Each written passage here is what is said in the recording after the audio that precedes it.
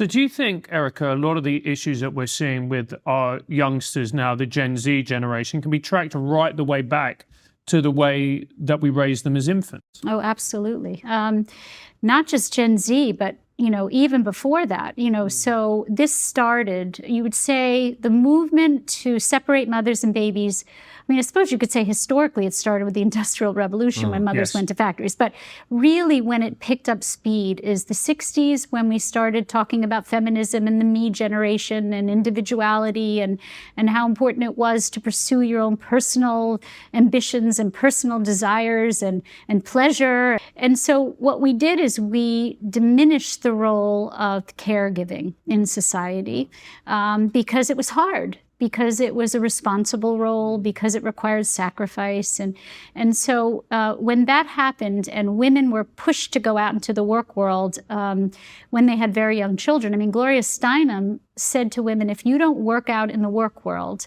you are not part of our movement. And these were to women who already had young children. And she said things like, your kids will be just fine. And our kids are not just fine, particularly in the early years when mothers disappear. So babies are born incredibly neurologically and emotionally fragile, right? We know that the first 3 years, babies are not like other creatures ready to go. They're very fragile.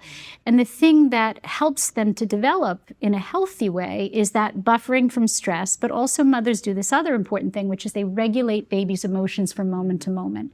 Every time a mother soothes a baby that's in distress, she's actually regulating their emotions. So babies aren't born with the ability to regulate their emotions. So Gen Z, the millennials, these were generations where anxiety and depression, which are disorders of emotional regulation. People cannot regulate their emotions. I always say that, when you're a baby, you're born with the ability to go from 0 to 60 in 3 seconds with your emotions. You can go from being happy, happy, happy to being, wow, sort of like sailing a sailboat in the Atlantic in a storm. That's how babies are born.